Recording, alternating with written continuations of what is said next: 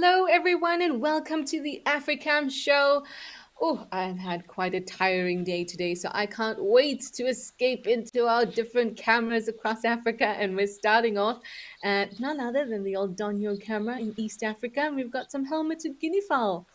Very brave, not caring about the ellie that just walked past. They have quite an attitude, these birds. Sometimes they can be really reactive and easily spooked. Other times they seem to take on the personality of a honey badger and just don't care. Anyway, remember that we're live and interactive, so you're welcome to send through questions and comments. You know how much I love to hear from all of you. We've got a giraffe coming through now. Oh, this waterhole is always busy. Much like my chat at the moment. We've got some hellos coming through already. Mr. HUAE87, you say today you have coffee and cake. Very nice. Oh, today I don't have anything. I have some sparkling water. But I have those kind of really busy days sometimes, and you forget to snack. I'm having one of those days. But Mr. HUAE, you have inspired me to perhaps treat myself with a slice of cake this afternoon after the wildlife adventures. Teddy Lad Lulu, you say good afternoon from a sunny but autumnal Cheshire. That's lovely. Oh, I love the autumn sun. Oh, hello. Hello, Blackback Jackal.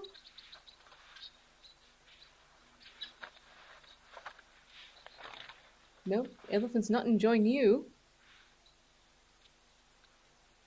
Now, I wonder if you heard just as that jackal came running through, the helmeted guinea fowl started to make a sound. Now, that was their alarm call. I've definitely heard it a lot stronger than what we just heard now. They were going for a little bit longer as well, just in the distance, but I've heard them be very, very, very loud. Now, while helmeted guinea fowl might alarm, the elephant doesn't have to. Now he's going straight in, displaying to the jackal, saying, "Hey, I don't want to share with you. I know that you're not a threat to me." It's probably not thinking that, but we know it's not a threat to the elephant. All the elephant probably cares about is the fact that is the fact that it's a predator. And the elephant does not have time for predators. Wow, that was quite a lot of water that it just threw at that jackal. I hope the jackal managed to get a little bit of a drink, though. Oh, you're playing with fire, jackal.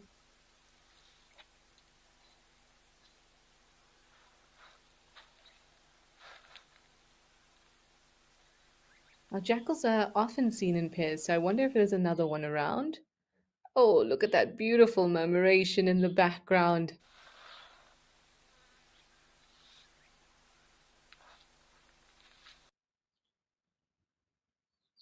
Oh, I was so hoping there'd be another jackal around. And I do hope that that jackal will be able to actually have a drink at some point, but we know that the elephants tend to monopolize this particular waterhole.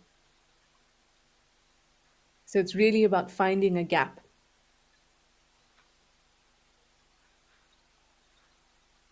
Zygote, you say namaste. Namaste to you too, Zygote. Bridget McKinney says hi, Trishala. Hi, Bridget. Dear NC says good morning, everyone. Good morning, dear. You say you're here, you're happy to be here, and thanks for us as well. Our pleasure. Our shows and the whole Africam experience would not be a third of what it is without all of you. Andy, you say good day to all this wonderful Tuesday. You've got your seatbelt fastened and you're ready for takeoff. Well, I think that was a really interesting start. Oh, and we're off to Kirsten's favorite cam. We are here in Stony Point watching Mother Goose, Mother Egyptian Goose, who is incubating some eggs. But today is day 28. So we wonder if we might be so lucky as to hear a little peep or see her get super surprised when those eggs start to hatch. Who knows? I think we could be lucky. So, the normal incubation period is about 28 to 30 days. So, it's going to happen in the next couple days. But I'd like to think that we are lucky enough for it to happen today during the Africam show. Now, she seems really relaxed. You can see that she's closing her eyes. Her eyelids are a little low earlier as well, but still paying attention. I think she's a little bit sleepy. So, if those eggs begin to hatch, they'll start to move a little bit. Then you'll get the first kind of break in the shell, and that's going to almost give her a fright. She'll be wide eyed and jump out, or jump up, I should say. And that's the type of behavior we're looking for from mum. As you can imagine, it's a little bit difficult if you are a little chick in an egg and you're trying to get out of it and your mother's bottom is plopped on top of you. So once she starts to feel that movement, she's likely going to move away. Well, not away from the nest, but get up. And that's going to help the chicks out. But if it doesn't happen now or today, it's definitely going to happen in the next couple days. I have no reason to think that it wouldn't. Um, she seems to have a really nice nest. It seems well protected. The only interest that we saw was from a Dussie. She did lose one egg, but we're not sure how. At least I don't know how. She could have known that it was a non-viable egg and pushed it out of the nest. Perhaps a kelp gull came along. But as far as what we've seen, it's just kind of been the Dussie that's been interested. So I think she's got a good position for the nest. I think that the nest is beautifully made. There's lots of down around. It looks nice and warm. It's protected from the wind amongst these rocks. She's been a wonderfully dedicated parent. So I have no reason to believe that those eggs that she's incubating are not viable. So we'll just have to wait and see. Luckily, we can remain anxious for 2 days. Isn't that nice when we get to extend our anxiety? Jean Gale, you say, good morning from Seattle. Maybe gray with your weak temporary internet, but you've got coffee and a hot breakfast burrito. That sounds great. Casper's Third Ghost, you say, good morning, Trish, and all from a warm, sunny Milwaukee. Hot coffee, ready for a break after all the Tau zebra foal drama. Oh my goodness, I must hear about that. And you say it was a heartwarming rescue. Tau rescued a foal stuck in the mud. Oh my goodness. It is it is a difficult thing to see animals stuck in the mud. You know that they are likely able to get out, and you sort of have to begin questioning yourself. When is the right time to step in? When do you just let it happen? And then at the same time, you kind of ask yourself, well, who am I to make those decisions? But I'm very glad that Tao stepped in and helped that foal out of the dam, or out of the mud by the dam, I should say. We've spoken about this before, that different reserves have different policies and protocols with regards to wildlife and what happens if an animal gets injured in a natural way. Now, these dams and pans are very often not natural. They're usually, I mean, you notice that many of them are near lodges. Now, that's not coincidence. It's because water holes near lodges bring sightings very close to the lodge, which becomes a really, really, really nice feature of a lodge you stay at in wild areas. So they're usually man made. So if we say a zebra foal gets stuck in a man made dam, then obviously should intervene because it's man made, and that's kind of the thing that we stick by. If an animal has an injury that's caused by anything associated with our doing, then we fix it.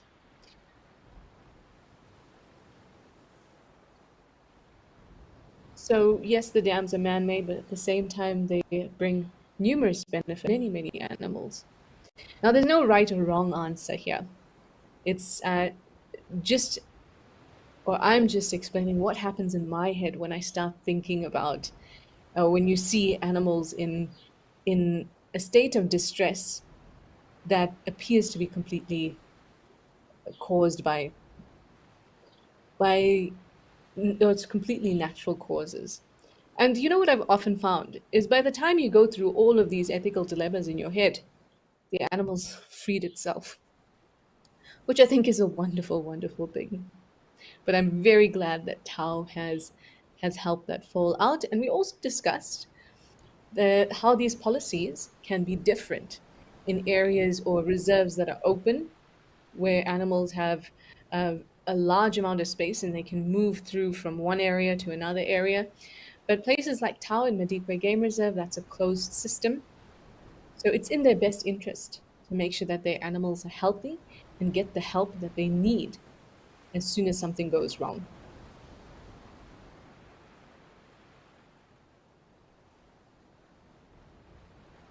Oh, it seems like everyone knew about this dilemma with the foal. What time did this happen? I'd love to go back and have a look if I can. Mindy Tillpower is saying, "Oh, so glad to hear that they got him out." What I'm really interested in is to see what the reaction of the rest of the herd was.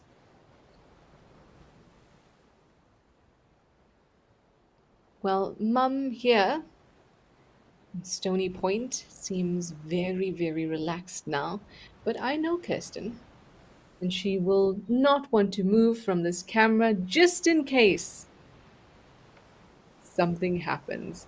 And I would love to believe. So we'll give it a few more minutes. April Owl says, "Good morning, everyone. From sunny Connecticut, you're enjoying your berry muffin and coffee and with vanilla soy milk while waiting for the exciting show." Oh my goodness, I was looking down at your comments and I just quickly moved my head because Mother Goose here opened her eyes suddenly. But we're closed again.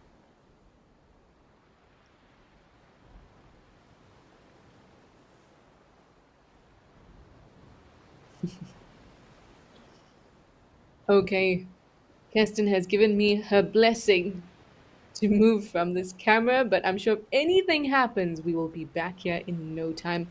It's like Nest Watch. Could the chicks be around? When will they pop up? Well, Kirsten will keep her eye on that camera, and we are back at Aldania where we have more Ellies.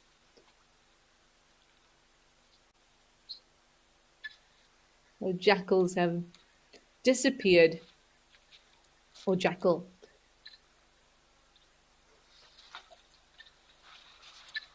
Mindy, you would like to know if the mum zebra, talking about the incident at Tau, if the mum zebra left the foal, what would have happened to it? And she's also letting me know that the mum and the foal were reunited at Tau. But if they weren't, if she left the foal, what would happen? Um, I don't know. I've never experienced or read about situations where mother zebras have adopted other little ones because I'm thinking perhaps the conservation management at Tau could try and introduce the foal to a different herd. But also remember, it is, at least in Tau's situation, it is a closed reserve, which means that it's probably not the most difficult thing in the world to find the mother and try to reunite them.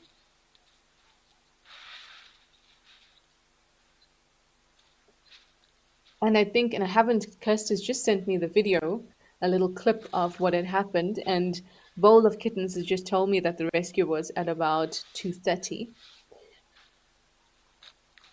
But I doubt that any animal that loses a youngster, well, there's two situations. One, that it loses a youngster, as in it can't find it, in which case almost every animal I have ever experienced in that situation will always call or hang around in that area. Sometimes even if the youngster has died, they'll still do that for a little while. In that situation, again, it's not difficult to figure out who the mum is.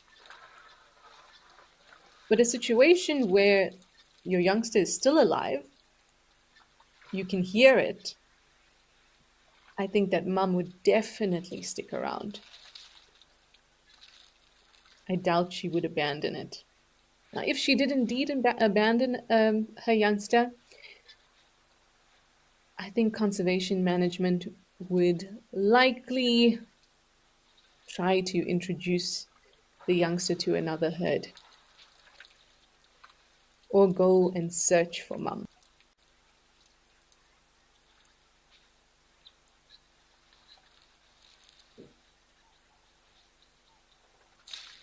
Oh, Timber Grace is also here. Timber Grace says, "Good morning from sunny and warm Minneapolis. Coffee ready and excited for the show." Ooh, we got off to quite a start today, and I'm just realizing that I'm sitting quite tensely, so I'm going to adjust myself a little bit so that I too can take this moment to relax and enjoy what I most enjoy, and that is watching elephants drink at a water hole. I don't mind an oryx or two either.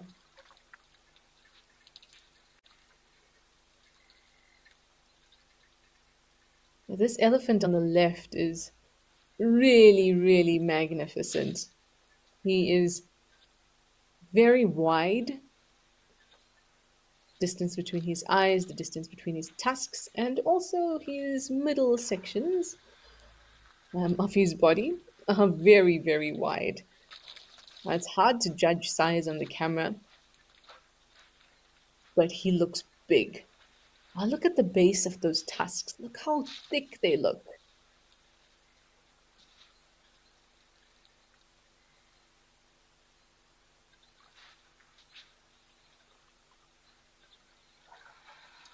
So much power. Just casually having a drink.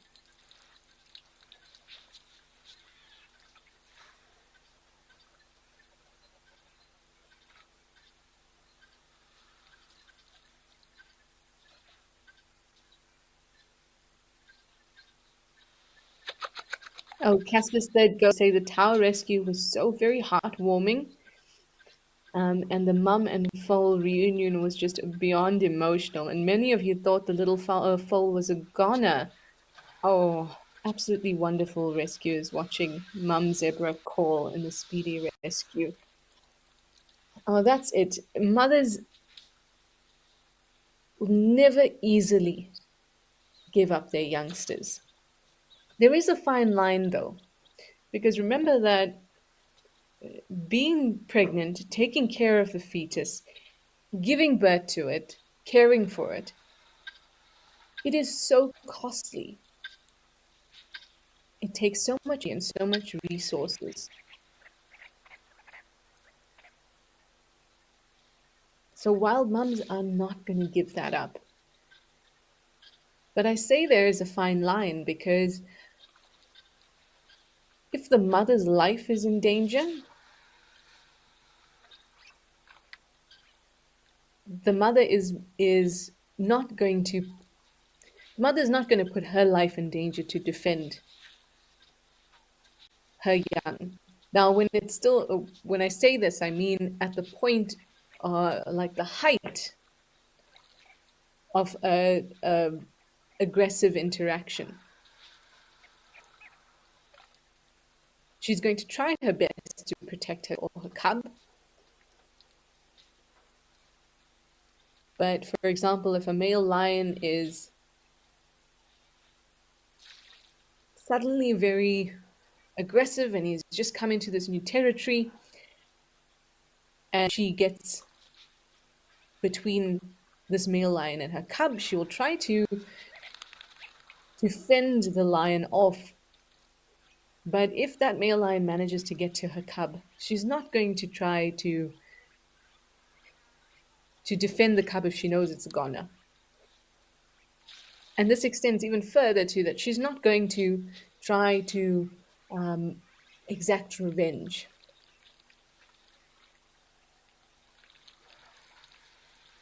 And that comes down to something really simple. A cub without a mother or a calf without a mother has a very, very, very slim chance of survival. So if that mum dies or the mum is killed, that's essentially a death sentence for the youngster too. Now that, of course, is something completely biological, or this explanation. And that's not to say that she won't yearn or pine or call. Many of the time, they do those things as well, as you would have seen with the rescue at Tal. She must have been called that little foal. Mindy, you say that they also had a mother baboon at Tal carrying a dead baby. Interestingly, that's not uncommon with baboons. When I say it's not uncommon, it's not it's not really common. It's not something you see every month. But over the last 6 years, I must have seen that about 5 times.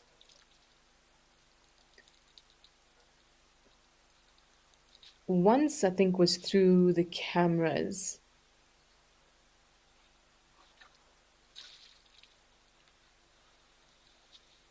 Now, when it comes to baboons, I'm not sure there's something else going on there. I'm not sure. But I think carrying around a deceased infant,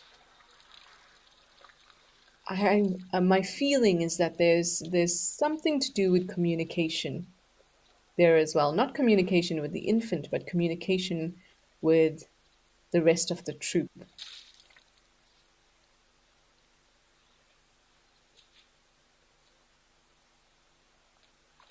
Now, Amber Co says, Happy Tuesday to all. Coffee and blueberry muffin as you catch up. Welcome, Amber Co. Thank you for joining us. We've been taking it pretty easy since we started and we had that jackal interaction with these elephants, but since then, it's been very chilled. I would really like it, Kirst, if we could head over to the Tau Cam. Excuse me. I just want to have a look at the spot or where the area was that the the muddy section, where the zebra foal got in. Oh, thank you very much. We have a grey heron. Like we spoke about yesterday, I think last week, we spoke about the fact that there's so many fish around and the water is getting lower. So the availability of the fish, and there's going to be more fish in like per meter squared than there would be if the water was a lot more. So that's been making hunting pretty easy, or easier, I should say, for these wading birds. And I can't remember when it was that I watched the cam, but it might have been during the Africam show last week, but I can't remember. So many waterhole shows. And we must have seen like 4 successful hunts in a row. That's pretty good. And look at this green grass. It looks so nutritious.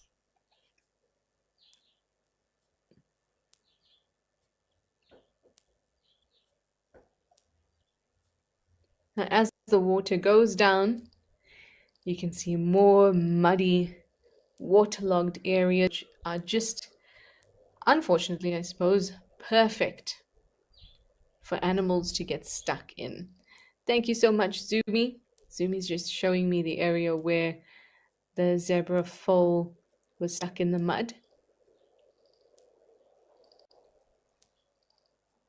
And you can see a lot of mud around there. You can also very easily see the water level, how much it's dropped and fairly quickly.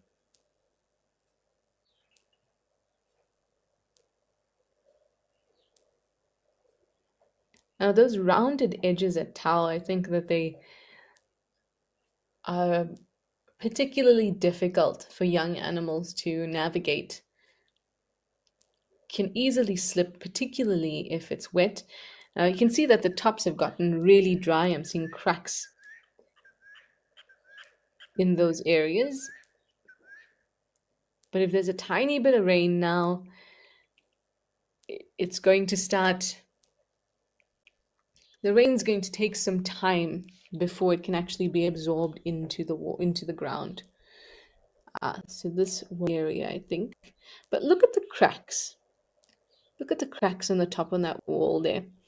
Now, areas like this, this does not necessarily mean that the soil is unhealthy or infertile. It just means that it's really, really, really dry. Unfortunately, dry soil um, has a couple properties that are not great. It's something that we suffer from here in Africa a lot. That's just because of our position on the planet, the amount of heat, sunlight that we get, but also the fact that Africa is an ancient continent, so a lot of the soil is graded. So when the rains first come, soil like this is going to need some time to start soaking up the water. Now here, that's not a bad thing, because if you look at the slope, once the rains fall, it can flow right in to the dam. And that's going to really help lift up this water level.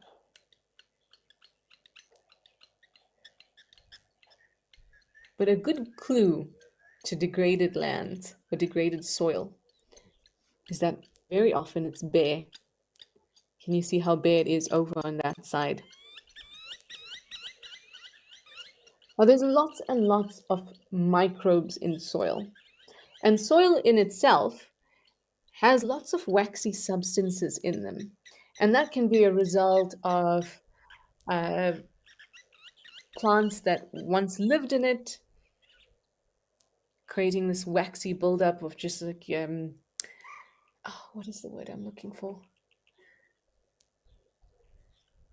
Oh, I can't find it. But the processes of living in soil can make a plant just give off fatty, waxy-like substances.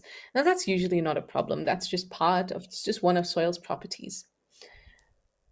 But soil microbes can break down those waxy substances in the soil, and they can be anything up to about 50,000 different species of microbes in soil. All of them busy making the soil healthier by aerating it, by breaking down different nutrients, and by breaking down those waxy substances. But at a time when things are super dry and super baked, those soil microbes can die. And that means that those waxy substances build up.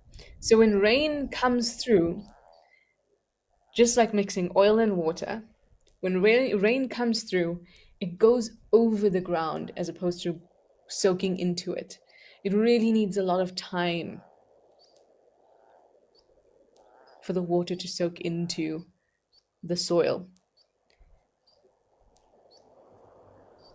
Now, luckily, Once the rainy season comes, we'll have pretty frequent rains, and that's going to give this landscape time to absorb that water.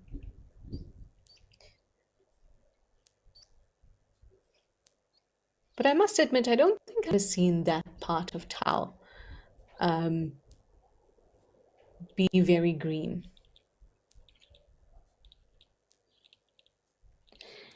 Zygote, you say you're glad the crocodile didn't catch that foal.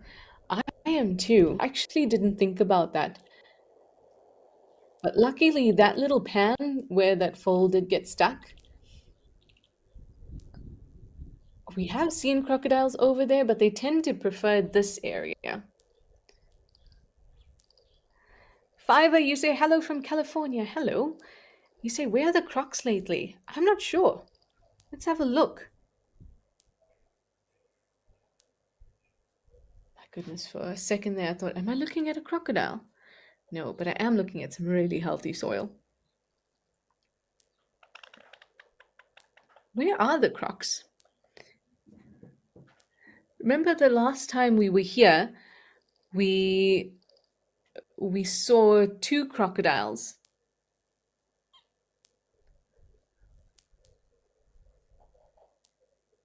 and they were being quite affectionate with each other. I'm sure they are still around. There's enough water for them, but they can blend in so well, especially when things are muddy.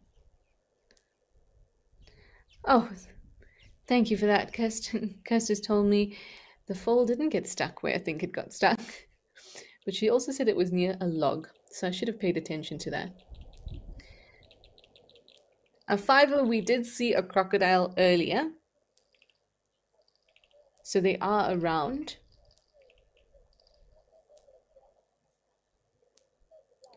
It's just a matter of finding them. Whoa, look at how low this water is.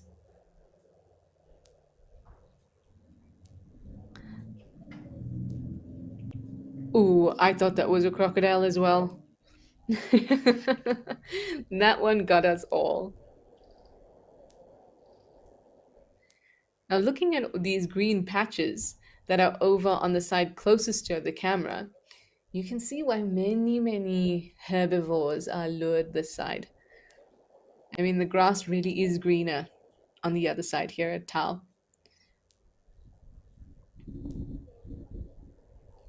We've seen lots of waterbuck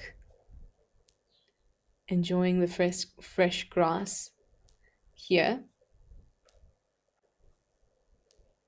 We've got a coot doing the same.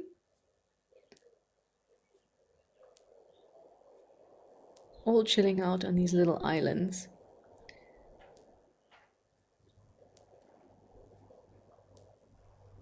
Heron's getting a little bit of a preen there.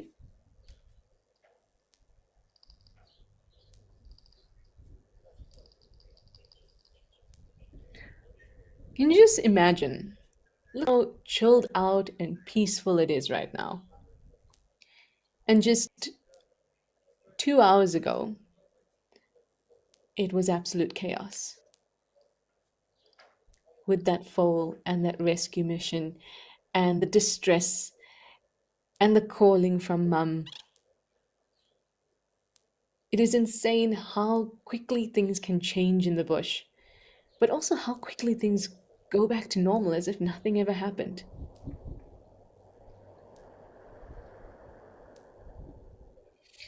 Okay, well, let's head over back to Oldonio. Whoa, whoa, lots going on here. My first thought was this elephant looks like he's dancing. Definitely looks like he's having a good time.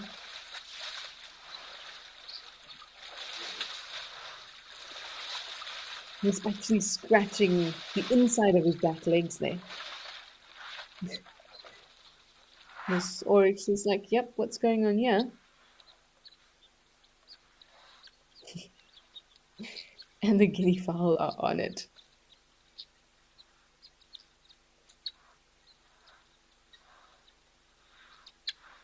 Wow, there's so many of them.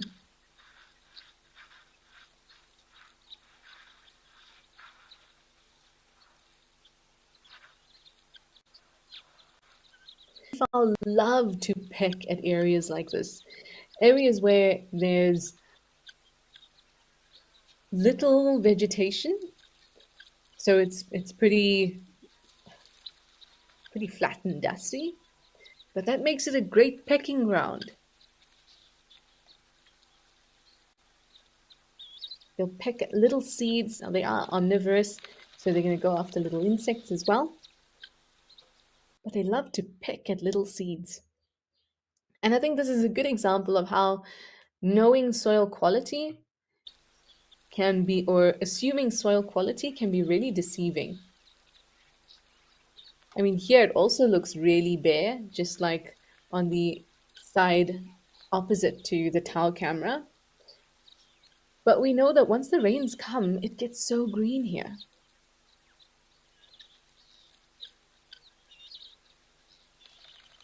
Now, that also depends on the types of grasses that grow in this area. Some grasses have a really long dormancy stage.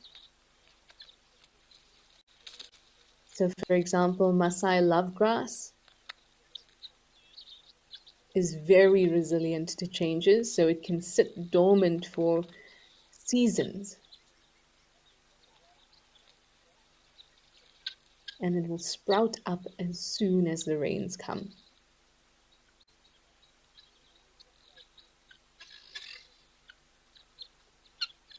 While other ones like Ciliaris, African foxtail, they don't have as long a dormancy period. Oh, there we go. Did you see there was a guinea fowl on the left there that was doing something great? Can you see that? It's pecking the ground and then shifting from side to side. Something that's really obvious when we watch hornbills. It's a great way to... Oh, what's up? What's up? Time to scatter, everyone. So the guinea fowls are the really bright... Oh! Oh no! That's the alarm call I was telling you about. Black-backed jackal just ran through. I was saying that the guinea fowls with the really bright blue facial skin, those are adults. If you're seeing ones that have really drab colorations on the face, those are juveniles. They're sub-adults. Oh!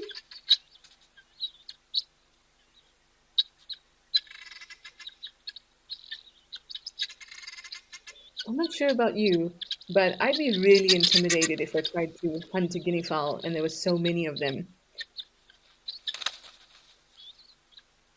I would not want to run into a flock of guinea fowls and try to catch one. Mini cassowaries. I know they look very intimidating to me. I think that all that's happening is the jackal's just trying to get that drink of water that it was denied earlier.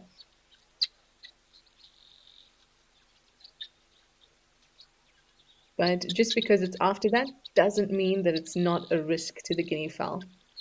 So they're still going to alarm, they're still going to have a bit of a panic, and they're still going to react.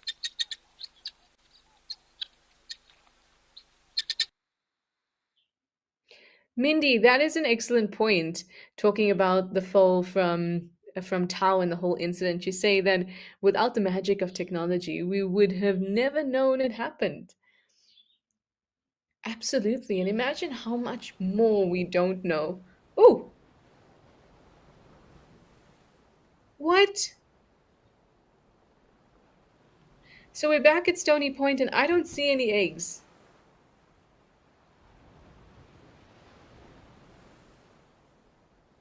What has happened? Have we just missed the eggs hatching?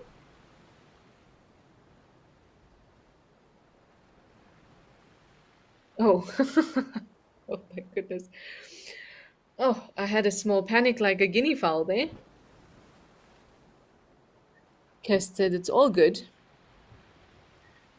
Mother Goose has just covered the eggs. She's done an excellent job, I'll tell you that. She's gone for a little bit of a break, which every mum deserves.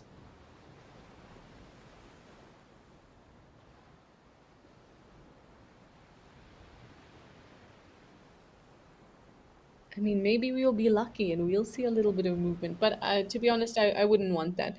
I think that if I were making my way into the world for the first time, I would really like my maker to be around.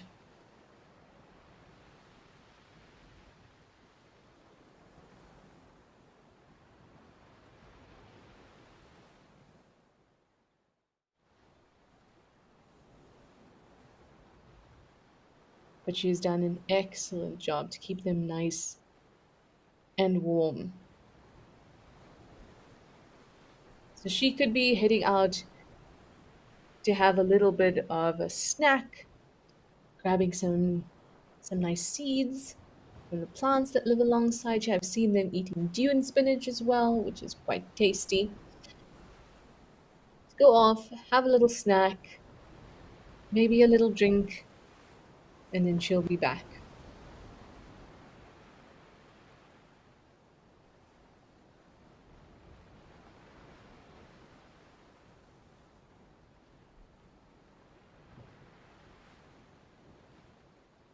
I'm actually quite surprised that penguins haven't been interested in these eggs.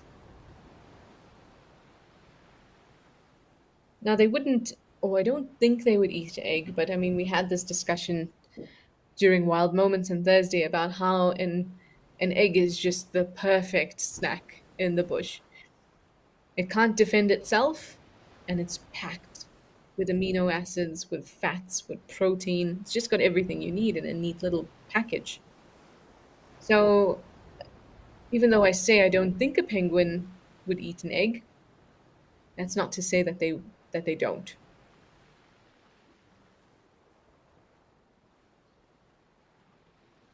But they are very curious, which I think is very sweet. I've seen them interact with dussies on the beach. I've seen them being very curious about things they see on the rocks.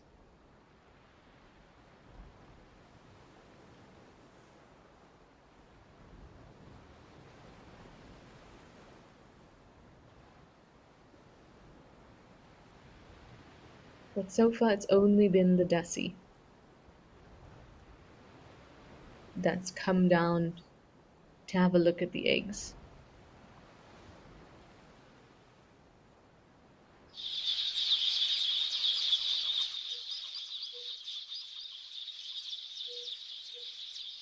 Oh, Mindy Tillapau, you said that you were also nervous. Yep. Yes, I was also nervous there too. Well, here we head over to Tembe, which I always think looks like a paradise. You know, when we're zoomed in close like this, I sometimes recognize Tembe because it almost looks like it's some delta. There's just so much water, so much green around. We've got woolly neck stalks and impala. It just looks like a paradise.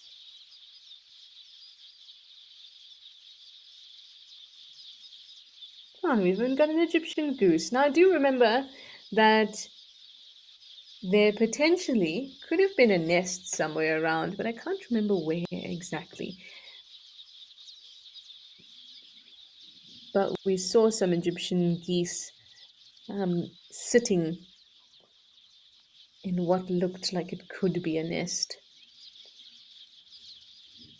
In those little green sections, um, kind of the ones that extend into the water where most animals don't walk on. But I can't quite see it now.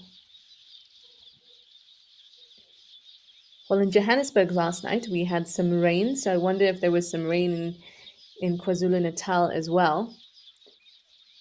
Or maybe it's just the angle that's making me feel like there's a lot of water here. Once those rains come, Oh, it's just this explosion of colors, of smells, of sounds, of sightings. It really is a wonderful, wonderful time in the bush. And this was a wonderful time spent with all of you. Thank you so much, everyone, for your questions and for your comments and for allowing yourself this 45 minutes of just enjoying and learning about our African wildlife. It really is a pleasure to spend time with all of you. And thank you because I had a busy day and this is exactly what I needed. So until next time, keep well, everyone, and goodbye for now.